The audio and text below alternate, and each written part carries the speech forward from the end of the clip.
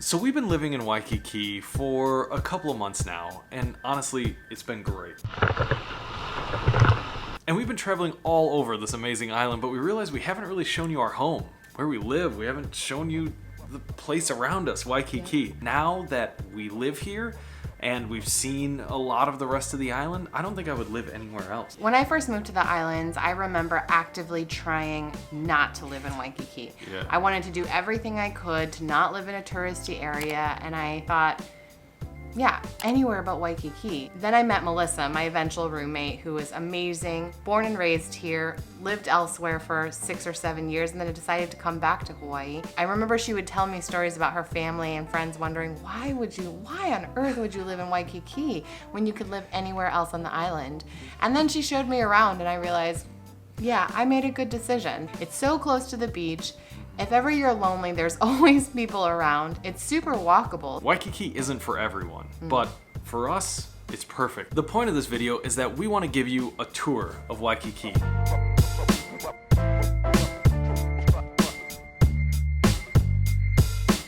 We're gonna start all the way on the east side at Kaimana Beach, which is kind of a more locals, more family-friendly beach. What it means in Hawaiian is power of the ocean. Pretty cool. Pretty cool. You could say that the North Shore Bonsai Pipeline would show you a bit more of the true power of the ocean. The surf here is not large, it's not scary, it's nice and relaxed and calm every single day. And that's one of the best parts of Kaimana's. It's super low-key. A lot of people go out there to play volleyball, picnic, grill, and it's just like a little small cove. So that's why a lot of locals do come here, because it's a little bit protected from the touristy parts of Waikiki.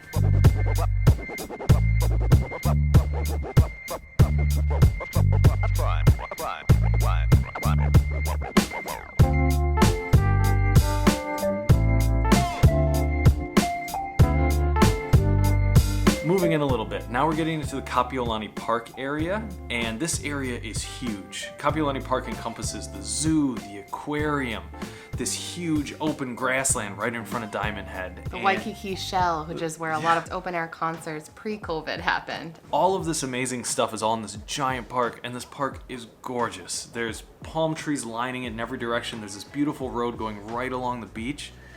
It's amazing. Kapiolani Park is named after Queen Kapiolani, and it is majestic indeed. There's also this great workout area right in the middle. So if you're like me and you're coming here and you want to go for a run every day or get a workout in every day, I think the best way that you can spend your morning here is going out and doing the full Diamond Head loop and then working out at this cool little workout station.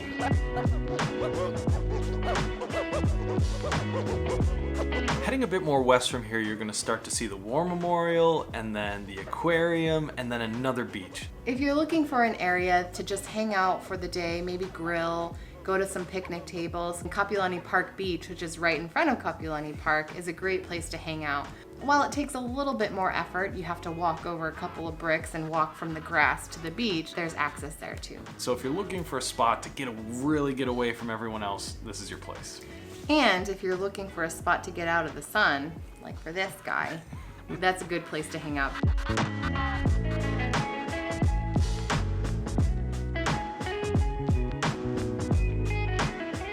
One of the cool trees that you'll see in Waikiki is the Banyan Tree. These are found in a lot of tropical places, but banyan trees are really awesome to see in Hawaii. They're basically these huge trees, and you'll see vines growing off of them, and it looks almost like Groot from Guardians of the Galaxy. Banyan trees are super cool because they're actually 2 trees in one. The vines that grow on the banyan tree are actually one tree that's growing off of a host tree.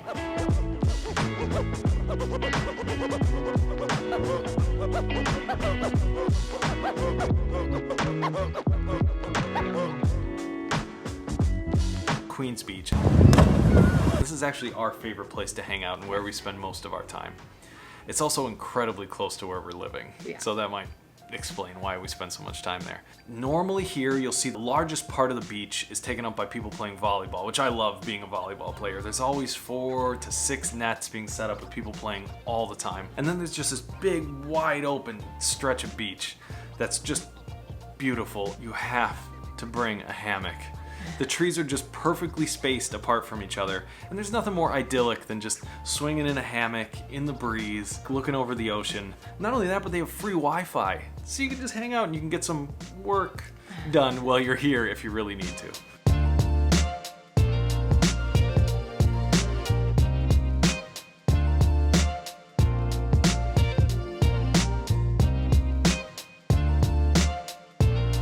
Continuing along the beach, just going a little bit more north and west, you're going to make it to Kuhio Beach Park. This is starting to really get close to the very high tourist density destination. This beach and Waikiki Beach, which is right after Kuhio Beach, are really the main tourist hubs. So this is where you're going to see the big hotels, all the Hiltons, all the Moana surf riders, all these amazing and also hilariously expensive hotels with their big setups as far as the eye can see, with like beach umbrellas and chairs and people getting served drinks on the beach.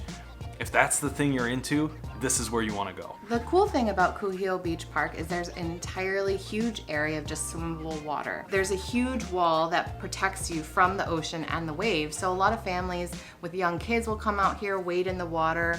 The water is known to be particularly warm because the ocean isn't coming in so often. So if you're looking for an area where you don't have to worry about the huge incoming waves or deep waters, this is a good place to hang out.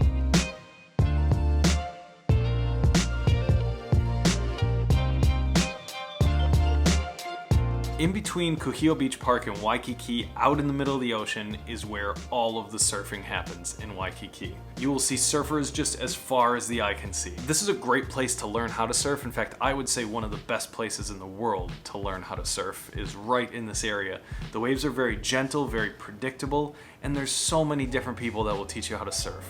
It normally costs about $100 or so per lesson for an hour. Comes with a surf rental and oftentimes a rash guard. They've got teaching new people how to surf down to a science here. If you've been waiting your life to find the right place and the right time to learn how to surf, do it here. The way that you'll know you're in the right place for surfing is you'll see this giant bronze statue of Duke. Duke Kahanamoku, who is the father of surfing. He was an Olympic swimmer and an awesome surfer and waterman. And he was actually one of the founders of the Waikiki Beach Boys, who are the people that now help you learn how to surf in Waikiki.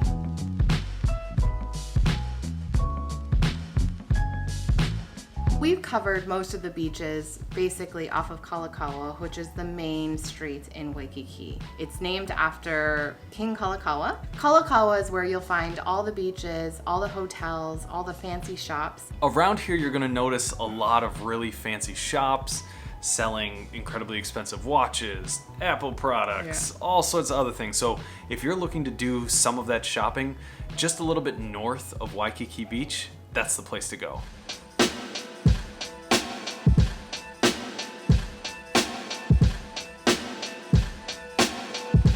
Pretty much any hotel around in this general area, you're gonna be super fine to stay at. We can't really give you a strong recommendation because we haven't stayed at any of these places. We rented an apartment on the east side of Waikiki. There's lots of Airbnbs available. These things range between like $75 a night to about $150 a night. Most hotels here are going to be about $200 to $300 per night, depending on the season that you come. If you're looking for a more elevated experience for hotels, there are a ton of beautiful hotels here, like the Royal Hawaiian Hotel, the Moana Surf Rider, or Hilton Hawaiian, which is just a huge resort. But if you're looking also for some boutique, smaller hotels, there's a lot of great places as well, like Queen Kapiolani Hotel. There's options for everybody. There are even hostels here. And if you're looking for places to eat, also a ton of great places to eat in Waikiki. If you're looking for the things that you would normally eat at home, all of that exists in Waikiki. But one of the best things is that you can also find a lot of other experiences if you're looking to be more adventurous or try new foods. There's a ton of Japanese restaurants like Matakame Udon, Musubi Cafe.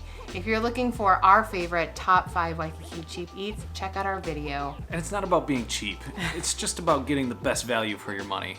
And for us, in Waikiki, the best value for your money is Marukame Udon. So good. For sure. Yeah. Close second place, Rainbow Drive-In. Oh yeah.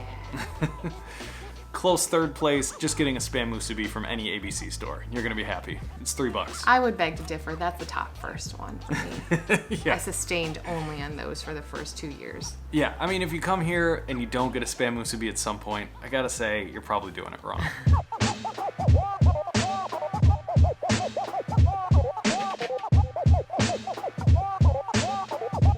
be remiss without mentioning Diamond Head. Diamond Head is this huge fixture here. It's this amazing crater that you can see from pretty much anywhere on the island, but especially from Waikiki. What I think is the perfect Saturday that you can spend here while you're in Waikiki is to take a walk up the hill around Diamond Head, go to the KCC Farmers Market, get some delicious food, go into Diamond Head, go all the way up to the summit and back down, hit the KCC Farmers Market again to get some snacks because you're probably going to be hungry after climbing up that thing, and then walk all the way back to your place and then hang out at the beach for the rest of the day.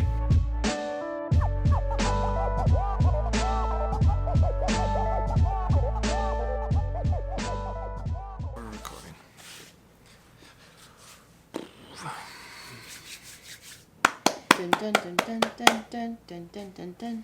You gotta warm up before you talk to the camera. Y'all ready for this? We've been living in Waikiki now for a couple of months, and we love it here. I don't know what I'm supposed to say. Yeah, I don't know either. This is the take. This is the take, Lisa Marr, future Lisa Marr. Future Lisa Marr? I'm right here. Yeah, no, but future Lisa Marr when you're editing. Editing Lisa Marr.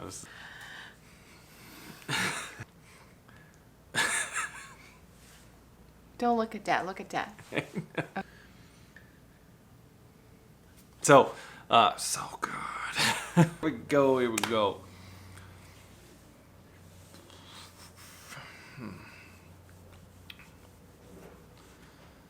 The way we're